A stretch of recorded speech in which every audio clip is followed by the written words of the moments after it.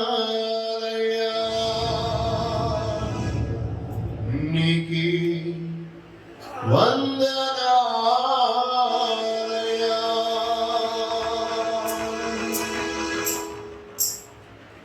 యేసురాజనా యేసురాజా నీకి వందనాలయ్యా.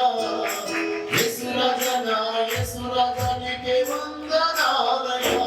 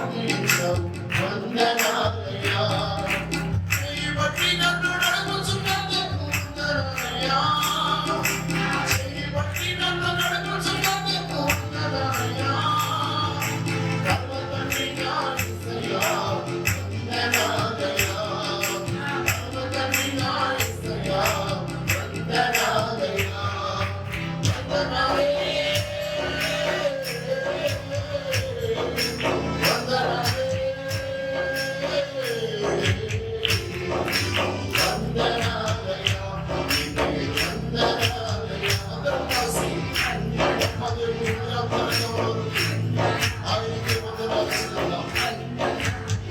నీకే వందనాలయ్యా, వందనాలయ్యా, నీకే వందనాలయ్యా, వందనాలయ్యా, నీకే వందనాలయ్యా, వందనాలయ్యా, నీకే వందనాలయ్యా, వందనాలయ్యా, నీకే వందనాలయ్యా,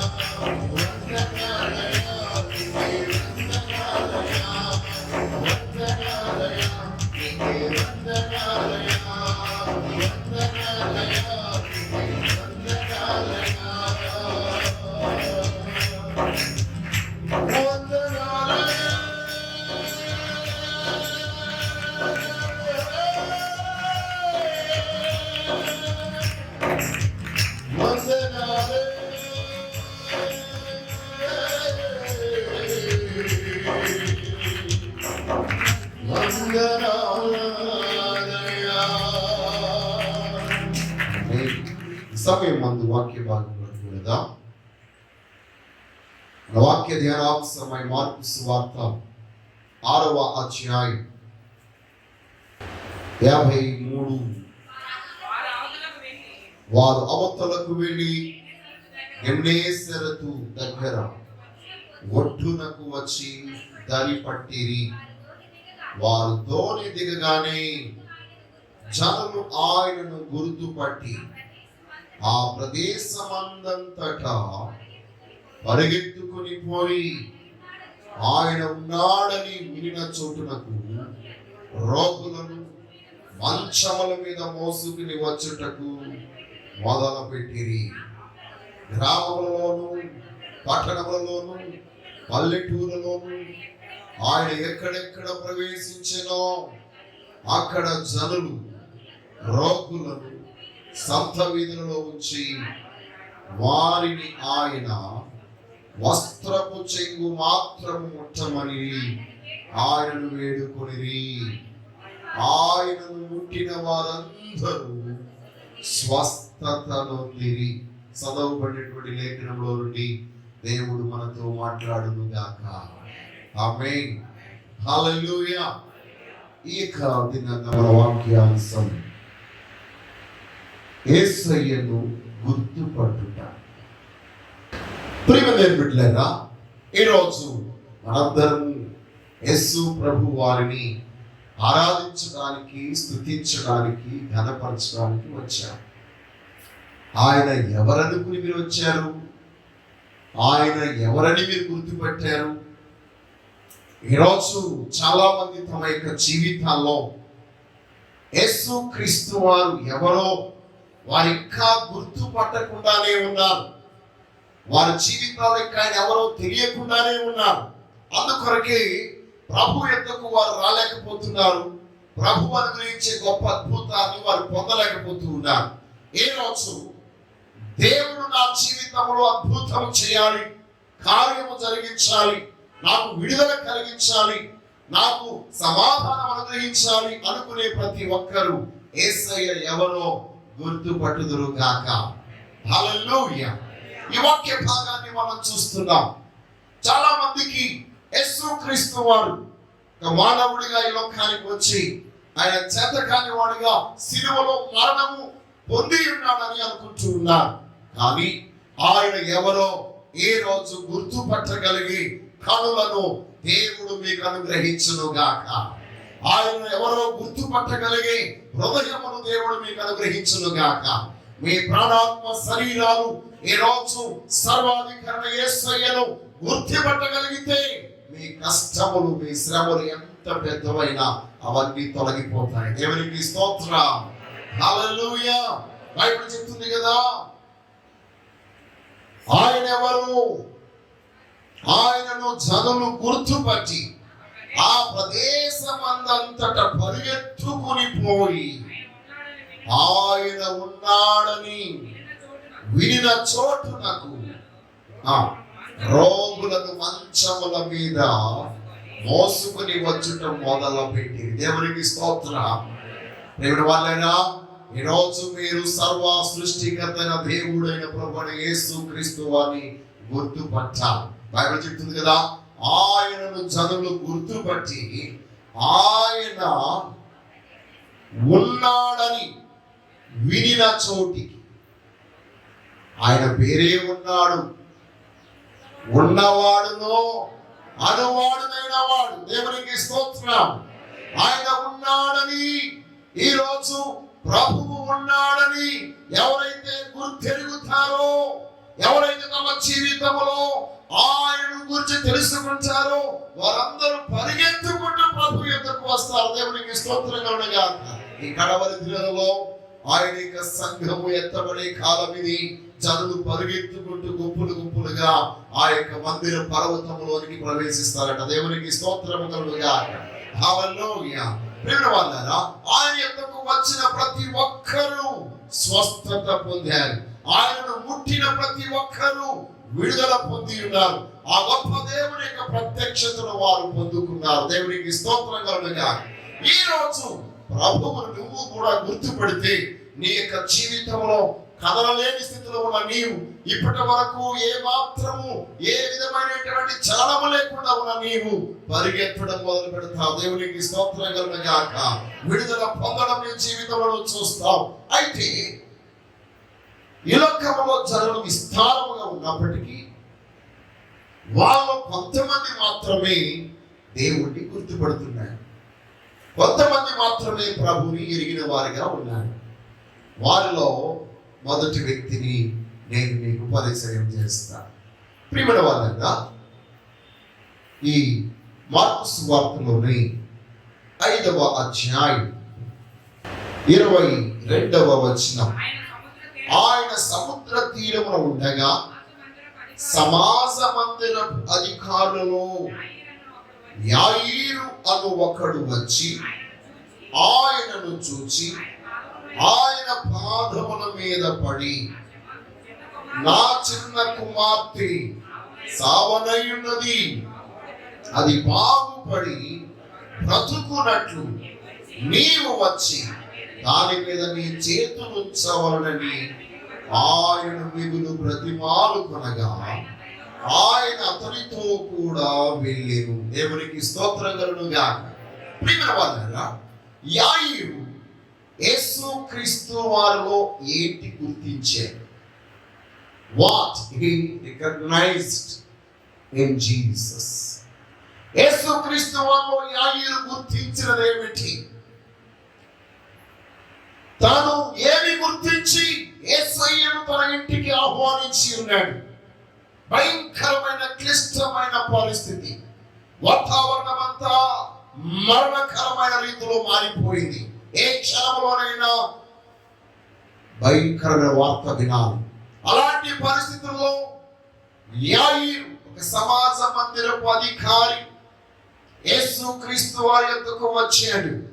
యేసయ్య యొద్దకు వచ్చి, అయ్యా మీరు వచ్చి సావనైన నా కుమార్తె మీద మీ చేతులు ఉంచవలెను అన్నాడు. ప్రియ బిడ్డలారా, ఈ యొక్క యాయీరు శాస్త్రులు, పరిసయ్యులు, సద్దుకయ్యులు, ప్రవక్తలు లేక బోధకులు అనేటువంటి వారు గుర్తించలేని అద్భుతమైన మహత్కరమైన సంఘటనని ఆయన గుర్తించాడు. దేవునికి స్తోత్రం కలుగుగా.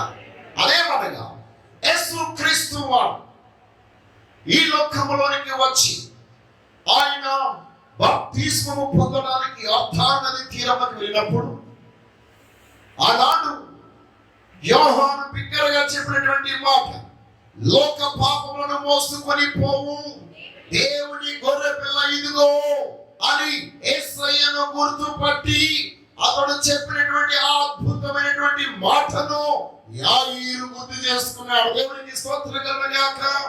అంత మాత్రమే కాదు, ఆయన బాప్తిస్మము పొంది నీటిలో నుండి వెలుపలికి వస్తున్నప్పుడు దేవుని యొక్క శక్తి పౌల రూపము వలె ప్రభువు మీదకు దిగి వచ్చుట వారందరూ కనులారా చూశారు. ఆ సంగతును ఈ యాయీరు గుర్తుపట్టాడు. దేవునికి స్తోత్రం కలుగుగాక. అంటే యేసయ్య యొక్క శరీరం మీదకు దేవుని యొక్క శక్తి దిగి వచ్చింది కాబట్టి ఆయన దేనిని ముట్టినా అది మృతమైనదైతే సజీవమవుతుంది, అది ఒకవేళ వండిపోయినదైతే ఫలిస్తుంది. ఎలాంటి కార్యమైనా యేసయ్య ద్వారా జరుగుతుందని ఈ యాయీరు గుర్తించాడు. దేవునికి స్తోత్రము కలుగుగాక. ఈ రోజు నీ యొక్క జీవితంలో ప్రభువు ధరించుకొని ఉన్న ఆ అద్భుతమైన శక్తిని నీవు గుర్తించగలిగితే నీ రోగం, నీ బలహీనత, నీ సమస్య ఎంత జటిలమైనదైనా కఠినమైనదైనా ఇప్పుడే విడుదల కలుగుతుంది. దేవునికి స్తోత్రము కలుగుగాక. హల్లెలూయా. యాయీరు చెప్పిన మాట ఏంటంటే, యేసయ్యా మీరు వచ్చి నీ చేతులు నా కుమార్తె మీద ఉంచండి, ఆమె సావకుండా బ్రతుకుతుంది అన్నాడు. దేవునికి స్తోత్రం. హల్లెలూయా. ఈ రోజు మీరు ప్రభువుని గుర్తించినట్లయితే మీరు ఇప్పుడు అడుగుతారు, ప్రభువా నీ హస్తమును చాచి, నీ చేయి చాచి నన్ను ముట్టండి, నా కుటుంబాన్ని ముట్టండి, నా బిడ్డలను ముట్టండి, మా యొక్క ప్రభువా మా కుటుంబాన్ని తాకండి ప్రభువా అని మీరు చెప్పగలుగుతారు. దేవునికి స్తోత్రము కలుగుగాక. హల్లెలూయా. ప్రియమిత్రులారా, ఇక్కడ యాయీరు యొక్క విశ్వాసం ఎంత గొప్పదిగా ఉన్నదో చూడండి. ఆయన విశ్వాస దృష్టితో దేవుని యొక్క శక్తిని ప్రభువులో చూచాడు గనుక, ప్రభువుని గుర్తుపట్టాడు గనుక వారందరూ ఎన్ని రకాలుగా మాట్లాడుతున్నా ఈ సమాజపు అధికారి యేసయ్యను వెతుక్కుంటూ వచ్చాడు. యేసయ్యలో ఉన్న శక్తిని గుర్తుపట్టాడు, ఇంటికి తీసుకుని వెళ్ళాడు. దేవునికి స్తోత్రం కలుగుగాక. హల్లెలూయా. హల్లెలూయా. ఈరోజు నీవు ఆ ప్రభువుని గుర్తుపట్టావా? ఆయన గుర్తుపట్టిన క్షణం ఉంది నీ బ్రతుకులో అద్భుతం జరుగుతుంది. దేవునికి స్తోత్రం కలుగుగాక. రెండవదిగా ఇదే లేఖన భాగంలో మనం చూస్తాం, రెండవ వ్యక్తి యేసయ్య యొక్క శక్తిని గుర్తుపెట్టినటువంటి వ్యక్తి, యేసయ్య మీదకు దేవుని యొక్క పరిశుద్ధాత్మ శక్తి ధరించబడి ఉన్నదనేటువంటి సత్యాన్ని గుర్తుపట్టి గ్రహించి ప్రత్యక్షతను పొంది దేవుని యొక్క ప్రత్యక్షతను పొందినటువంటి స్త్రీ మనం ఇక్కడ చూస్తున్నాం. ఆమె 12 సంవత్సరాలు రక్తస్రావముతో బాధపడుతున్నటువంటి స్త్రీ. దేవునికి స్తోత్రము కలుగుగాక. హల్లెలూయా. కానీ 27వ వచనంలో మనం చూస్తాము, ఆమె యేసును గూర్చి విని నేను ఆయన వస్త్రమును మాత్రము ముట్టిన బాగుపడుదుననుకొని జన సమూహములో ఆయన వెనుక వచ్చి ఆయన వస్త్రము ముట్టెను. వెంటనే రక్తధార కట్టెను కనుక తన శరీరములోని ఆ బాధ నివారణైనదని గ్రహించుకొనెను. దేవునికి స్తోత్రము కలుగుగాక. హల్లెలూయా. ప్రియమైన వాళ్ళారా, యేసుక్రీస్తు వారి మీదకు పావుల రూపం వలె దిగి వచ్చిన పరిశుద్ధాత్మ దేవుని యొక్క శక్తిని ఆయన శరీరం మీద ధరించుకొని ఉన్నాడనేటువంటి సత్యమును గుర్తించిన స్త్రీ మరొకరిగా మనకు కనబడుతూ ఉన్నారు. ఆయన శరీరము తాకితే స్వస్థత కలుగుతుందని ఒక వ్యక్తి నమ్మితే, ఆయన వస్త్రాన్ని నేను ముట్టుకుంటే చాలు నేను స్వస్థత పొందాలని మరొకరు అనుకుంటున్నారు. దేవునికి స్తోత్రం కలుగుగాక. హల్లెలూయా. ప్రియమిత్రులారా, ఈ రోజు మన యొక్క జీవితంలో మనం ఎలాంటి విశ్వాసముతో ప్రభు యొక్క శక్తిని గుర్తిస్తూ ఉన్నాం. ఇక్కడ చూడండి, ఒక ఆయన అంటున్నాడు, మీరు వచ్చి మీ చేతులు నా కుమార్తె మీద ఉంచండి. కానీ ఈమె ప్రభు చేతులు నా మీద ఉంటే నేను నన్ను తాకితే నేను స్వస్థత పొందాలనుకోవటలే. ఈమెమనుకుంటుంది, నేను ఆయన ఆయన వస్త్రపు చెంగును ముట్టితే చాలు, నేను స్వస్థత పొందుతాను. దేవునికి స్తోత్రం. హల్లెలూయా, హల్లెలూయా. ప్రియమైన బిడ్డలారా, ఈ రోజు మనం దేవుని సన్నిధికి వచ్చి ఉన్నాం. ప్రభు హస్తం నిన్ను తాకినా, నీవు ప్రభు వస్త్రాన్ని తాకినా ఈ రోజు స్వస్థత కలుగుతుంది. దేవునికి స్తోత్రం. ఏంటి నేను ఎలా చెప్తున్నానంటే మీకు విచిత్రంగా ఉండొచ్చు. దేవుని యొక్క చొక్కా యొక్క అంచులు ఈ మందిరం అంతా ఇప్పుడు నింపబడి ఉన్నాయి. నమ్మిన వారందరూ చప్పట్లు కొట్టి దేవుని మహిమపరుద్దాము. హల్లెలూయా. ఆ యొక్క ప్రత్యక్షతను ఈ రోజు దేవుడు మీకు అనుగ్రహించును గాక. ఆనాడు యెషయా ప్రవక్త యెషయా ఈ దర్శనాన్ని పొందాడు. ఆ మహోన్నత దేవాది దేవుడు సింహాసనాసీనుడై ఉన్నప్పుడు ఆయన యొక్క వేసుకున్న ఆ చొక్కా యొక్క అంచులట మందిరమంతయు దేవాలయమంతయు నింపబడి ఉండేది. దేవునికి స్తోత్రం. హల్లెలూయా. ఈ రోజు ప్రభు యొక్క ప్రత్యక్షతను మీరు చూచుదురు గాక. ఆ మహిమల దేవాది దేవుని యొక్క దర్శనాన్ని మీరు ఎప్పుడైతే పొందుతారో, మీరు ఎక్కడ కూర్చున్న చోటనే మీకు ఈ రోజు స్వస్థత కలుగుతున్నది, విడుదల కలుగుతున్నది, ఆరోగ్యం కలుగుతున్నది. అయితే ఈ రోజు నీవు దేవుని యొక్క శక్తిని గుర్తించాలి. నీ బలహీనతలో, నీ కృంగుబాటులో, నీకున్నటువంటి సమస్యలను బట్టి దైవ ప్రత్యక్షతను పొందలేకపోతున్నావు. కానీ చూడండి, ఈ యొక్క వాక్య భాగాన్ని మనం చూసినప్పుడు ఆమె యేసును గూర్చి విని, దేవునికి స్తోత్రం, ఆమె వినగానే ఆమె ఒక ప్రత్యక్షతను పొందుకుంది. దేవునికి స్తోత్రం కలుగుగా. ఆమె వినగానే ఒక ప్రత్యక్షత. ఈ రోజు ప్రభువును గురించి ఎన్నో సంవత్సరాలుగా మనం వింటున్నాం. ఇప్పుడైనా నీకు ఆయన్ని గుర్తుపట్టగలిగి ఆ గ్రహింపు వచ్చిందా? ఆయన ఎవరు నువ్వు గుర్తుపట్టగలిగితే నీవు మంచం మీద ఉన్నా పరుగులెడతావు. నీవు నడవలేని స్థితిలో ఉన్నా ఈ రోజు ప్రభుని నడిపిస్తాడు. నీవు ఏ స్థితిలో పడిపోయినా నిన్ను లేవనెత్తడానికి దేవుని యొక్క శక్తి మన మధ్య ఈ రోజు ఉన్నది. దేవునికి స్తోత్రం కలుగుగాక. హల్లెలూయా, హల్లెలూయా. ప్రియమైన బిడ్డలారా, ఈమె గుర్తుపట్టింది, ఆయన వస్త్రాన్ని ముడితే చాలు నేను స్వస్థత పొందుతాను. శుక్రవారం నాడు విశ్వాసమున్న స్థాయిల గురించి చెప్పుకుంటూ వస్తున్నాను. చాలా విషయాలు ఉన్నాయి కానీ 5 వరకే చెప్పాను. ఇక్కడ ఈ లేఖనాల్లో మనం చూస్తున్నప్పుడు ప్రభువును వారు గుర్తుపెట్టినప్పుడు వారి యొక్క విశ్వాసపు స్థాయి ఏ విధంగా ఉందో చూడండి. వారి జీవితంలో ఎవరికి లేని జనసమూహం అంతా ప్రభు మీద పడుతున్నారు. ఆయన మీద పడిన వారికి ప్రత్యక్షత లేదు. నేను ఈరోజు చెప్తున్నాను, ఇక్కడికి సమూహంగా 100 కొలది 1000 కొలది వచ్చినంత మాత్రాన మీ జీవితంలో అద్భుతం జరగదు. కానీ ప్రభువును గురించిన ప్రత్యక్షత పొందినప్పుడే మీ బ్రతుకు అద్భుతం జరుగుతుంది. దేవునికి స్తోత్రం కలుగుగాక. హల్లెలూయా. ఈ లోకంలో కోట్లాది ప్రజలు ఉన్నారు. వారందరూ వారి జీవితంలో ఎందుకు విడుదల పొందలేకపోతున్నారు? నిజముగా ప్రభువు యేసుక్రీస్తు దేవుడేనా అని ప్రశ్నించే వారందరూ ఈ రోజు ప్రభు యొక్క ప్రత్యక్షతను పొందుకొందురు గాక. నిశ్చయముగా అప్పుడు ఈయన నిజముగా లోక రక్షకుడని వారు గుర్తుపట్టుదురు గాక. హల్లెలూయా. నీ బంధువులు, నీ స్నేహితులు, నీ తోటి వారు, నీ సహోదరులు ఇప్పటి వరకు వారు గుర్తుపట్టకుండానే ఉన్నారు. అందుకొరకు నేను ఎగతాళి చేస్తున్నాను. వారు గుర్తుపట్టిన రోజున అయ్యో ఇంతకాలము నేను సమయాన్ని వృధా చేశాను, ప్రభు అద్భుతాన్ని పొందలేకపోయాను అని వారు దుఃఖిస్తూ ప్రభు యొద్దకు వస్తారు. దేవునికి స్తోత్రం కలుగుగా. హల్లెలూయా. మూడవదిగా మనం చూసినట్లయితే మరొక వ్యక్తి ఈ మార్కు సువార్తలోని మనం చూస్తాం.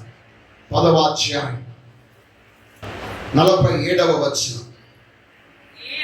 ఈయన నజరేయుడని యేసు అని వాడు విని, దావీదు కుమారుడా యేసు, నన్ను కరుణింపమని కేకలు వేయ మొదలు పెట్టారు. దేవునికి స్తోత్రం కలుగుగా.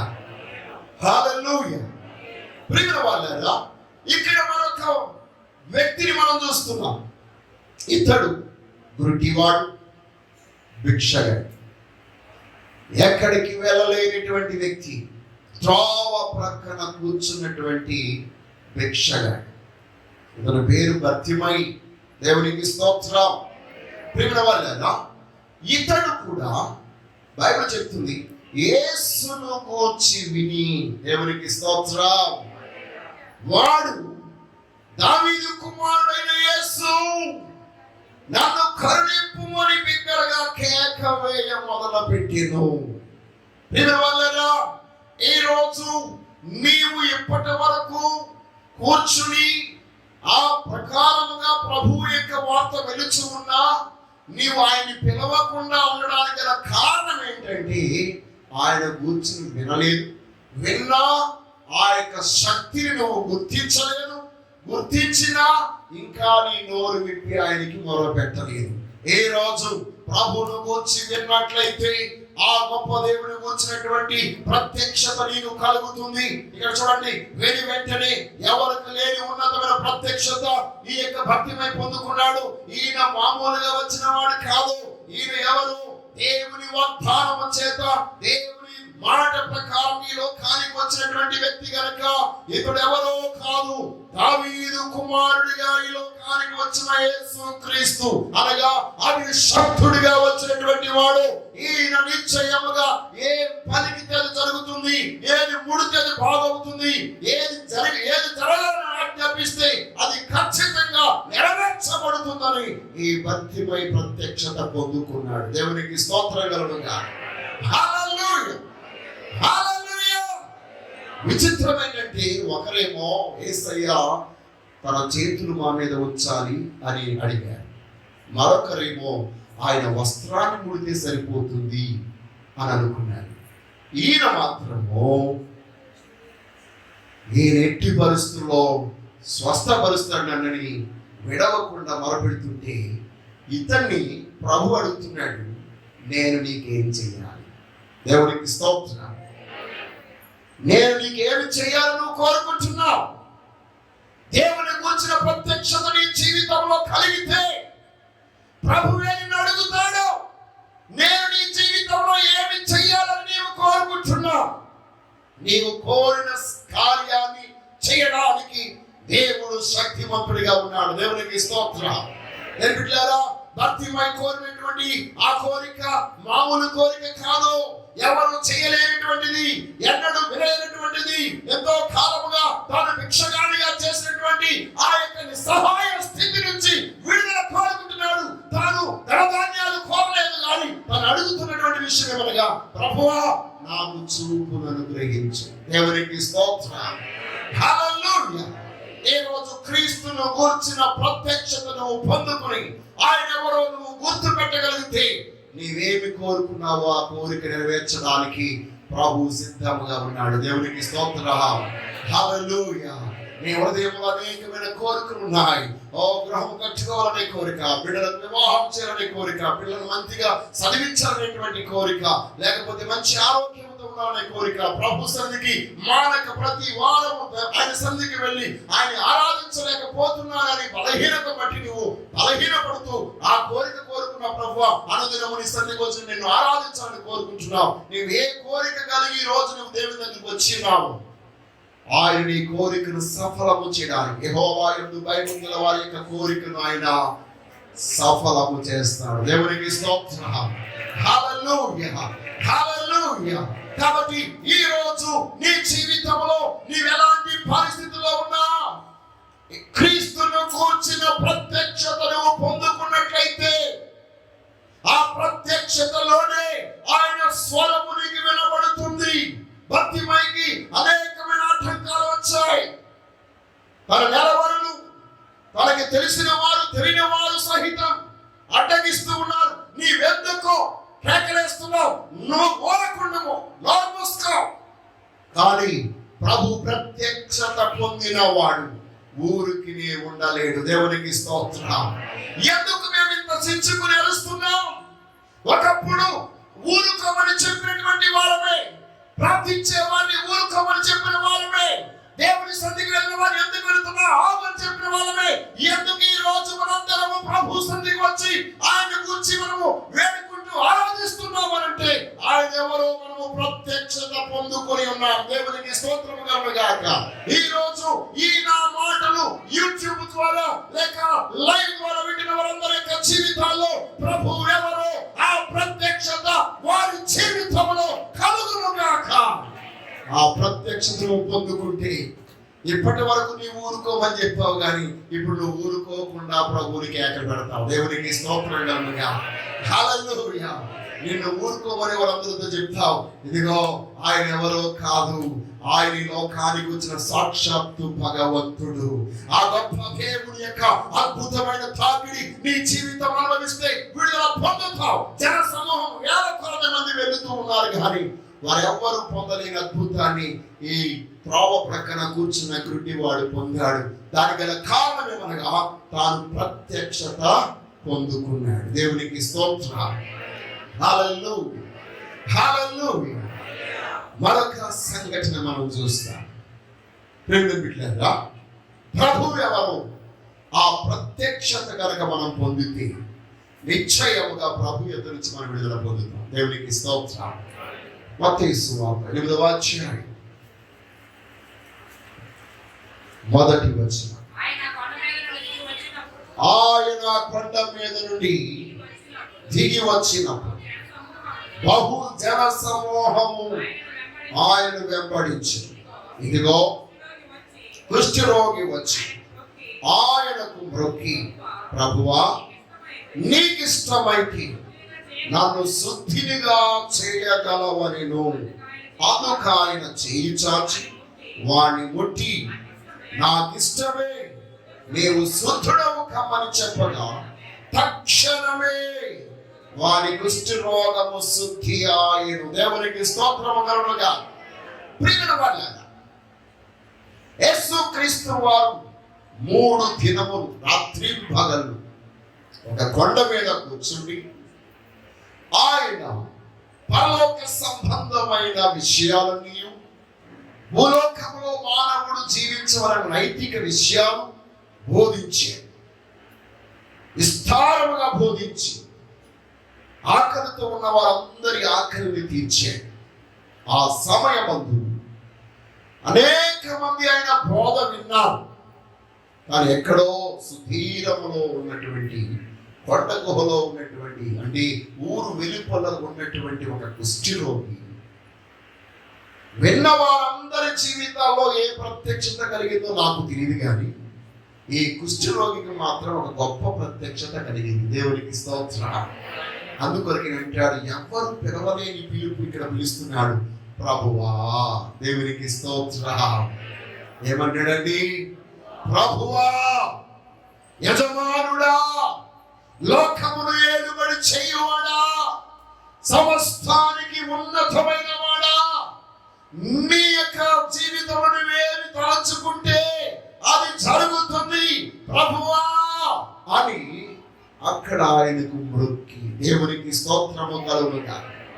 యూదులలో ఒక గొప్ప ఆచారం ఉన్నది ఏంటంటే, ఏ మనుషునికి వారు మొక్కరు, దేవదూతలకు కూడా వారు మొక్కరు. ఎందుకంటే అట్టి ప్రత్యక్షత, అట్టి ఉపదేశం వారు పొంది ఉన్నారు. వారు ఒకరికే మొక్కుతారు. ఎవరికి? సర్వశక్తి గల దేవాది దేవునికి మాత్రమే. ఈరోజు ఈ కుష్ఠరోగి దేవాలయానికి వెళ్ళలేని స్థితి, సమాజంలో ఉండలేని స్థితి, దూరముగా, అన్నిటికీ దూరముగా ఉన్న ఈ వ్యక్తి మాత్రం దేవుని ప్రత్యక్షత పొందాడు. దేవునికి స్తోత్రం. మనం ప్రభు సన్నిధికి వస్తున్నాం, ప్రభు మాటలు వింటున్నాం, ప్రభు ఎదుటి కూర్చుంటున్నాం, కానీ ప్రభువును కూర్చున్న ప్రత్యక్షత మనం పొందుకుంటున్నామా? ఏ రోజు ప్రత్యక్షత పొందకయే నీవు రోగిగా ఉండిపోతున్నావు, కష్టంలో ఉండిపోతున్నావు, సమస్యలో ఉండిపోతున్నావు, దీర్ఘకాల వ్యాధులను బాధ అనుభవిస్తున్నావు. ఏ రోజు ఆ మహిమ గల దేవుని యొక్క ప్రత్యక్షత కనుక నువ్వు పొందుకున్నట్లయితే నిశ్చయముగా నీకు విడుదల కలుగుతుంది. దేవునికి స్తోత్రము కలుగునుగాక. ఇలాంటాడు, ప్రభువా నీకిష్టమైతే నన్ను శుద్ధినిగా చేయి. ప్రేమ వాళ్ళారా, ఎందుకు ఈ మాట చెప్తున్నాడు? కుష్ఠరోగి దేవుని సన్నిధికి రాకూడదు. ఎవరైనా కుష్ఠరోగిని ముడితే 7 రోజులు ఏం చేయబడాలి? ఏం చేయాలి? వెలివేస్తారు. అతను ఊరు వెలుపులో ఉండాలి. మాట్లాడినా ఊరు వెలుపులే ఉండాలి. గాలి సోకింది. ఎలాగంటే కరోనా వచ్చిన వాళ్ళకి మనకి గాలి సోకింది అనుకోండి, ముందు వరకు 14 రోజులు, ఇప్పుడు 7 రోజులు అట. దేవునికి స్తోత్రం. కరోనా కుష్ఠరోగం అంటే ఘోరం అయిపోయింది. దేవునికి స్తోత్రం కలుగుగా. ఆ రోజుల్లో ఎవరో ఒకరికే వచ్చేది కుష్ఠరోగం. ఇప్పుడు ఈ కరోనా అందరికీ, భారతదేశంలో 80% అందరికి వచ్చి వెళ్ళిపోయిందట. దేవునికి స్తోత్రం కలుగుగా. ఎప్పుడు వెళ్ళిపోయిందంటే అప్పుడప్పుడు అన్నప్పుడు అది వచ్చి వెళ్ళిపోయింది. దేవునికి స్తోత్రం. హల్లెలూయా. వచ్చి వెళ్ళిపోయింది కదా అని చెప్పేసి ఈనాడు ప్రజలందరూ కూడా కుప్పలు కుప్పలుగా జనసమూహము కూడి మార్కెట్ మీద అవసరం లేకపోతే తిరిగేస్తున్నారు. దాంట్లో ఎవరికి కరోనా ఉందో తెలియదు, ఎవరికి లేదో తెలియదు. ఏ రోజు నిన్ను వెంబడిస్తున్నది ఏ రోగమైనప్పటికీ దేవునికి స్తోత్రం కలుగుగా. హల్లెలూయా. ఈ కుష్ఠ రోగి సమాజంలోనికి వెళ్ళడానికి లేదు, దూరం నుండి పిలుస్తున్నాడు. ఎందుకంటే జనసమూహాన్ని వెంబడిస్తారు కాబట్టి కుష్ఠరోగి వాతకి రావడానికి అవకాశం లేదు. కానీ దూరం నుండి వెంబడించి దూరం నుండి పరిగెత్తుకుంటూ ఆయన వద్దకు వచ్చి, అయ్యా నీకు ఇష్టమైతే నన్ను శుద్ధినిగా చేయి అంటే, ప్రభు ఇష్టపడితే ఆయన ఎలాంటి కార్యమైనా జరిగిస్తాడు. దేవునికి స్తోత్రం కలుగుగా. హల్లెలూయా. హల్లెలూయా. అందుకొరకే ఎవరు చేయలేని ఒక గొప్ప ఆరాధన ఈ కుష్ఠ రోగి చేశాడు. దేవునికి స్తోత్రం కలుగుగాక. ఏ రోజు దేవుడు ఎవరో వెలిగి ఉంటే నిశ్చయముగా నువ్వు సాగిలపడి ఆయనకి ఆరాధన చేస్తావు. ఆయనకు నువ్వు ఆరాధన చేస్తే నేను ముందుగా చెప్పినట్లు ఆయన ఆకాశంలోనైనా, భూమధ్య భాగంలోనైనా, పాతాళలోకైనా, సముద్రంలోనైనా, మహాసముద్రంలోనైనా ఆయన అద్భుతం చేయడానికి శక్తివంతుడిగా ఉన్నాడు. దేవునికి స్తోత్రం కలుగుగాక. ఏ మనుషుడు రాని చోట నీవు ఉన్నప్పటికీ అక్కడికి వచ్చి ఆయనను స్వస్థపరచడానికి శక్తివంతుడిగా ఉన్నాడు. దేవుని శక్తిని పొందిన వారికై చెప్పబడి ప్రభువుని ఆరాధిద్దాం, విశ్వాసముతో వేడుకుందాం. హల్లెలూయా. హల్లెలూయా. ఈ కుష్ఠ రోగి ఆయనే సమస్త విశ్వమునకు ప్రభువు అనే ప్రత్యక్షత పొందుకుని ఆ గొప్ప దేవుని గుర్తుపెట్టాడు.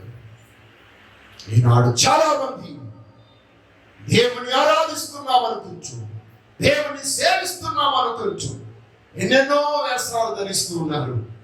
ఆయన మీరు గుర్తుపెట్టారా? గుర్తుపడితేనే అద్భుతం మీ జీవితంలో జరుగుతుంది. ఈరోజు ప్రభువుని గుర్తుపెట్టండి. మీ మంచాల మీద ఉన్న మీరు లేస్తారు, ఇంటిలో మూలన కూర్చున్న మీరు బయటికి వస్తారు, ఓ గుహలలో దాగున్న మీరు సమాజంలో తిరుగులాడుతారు. త్రోవ ప్రకారం పడిన మీ బ్రతుకులు మరలా బాగుపడతాయి.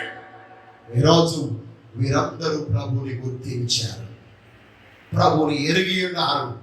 ఆయన్ని సర్వశక్తి గలవాడు, ఆయన ఎలాంటి కార్యమైన చేయగలవాడని వారందరూ ఎరిగి ఉన్నారు కనుక వారందరూ స్వస్థత పొందారు. ఏ రోజు జీవము కలిగిన సకల అలాంటి అద్భుతమైన ప్రత్యక్షత మీకు అనుగ్రహించబడును గాక, మీరు పొందుదురు గాక. మీ జీవితంలో, మీ బ్రతుకులలో మీరు ఆ యొక్క యేసయ్యను గుర్తెరిగి అలాంటి అద్భుతాలు అనుభవించుదురు గాక. దేవుని మాటలు ద్వారా మనం దీవించును గాక. ఆమేన్.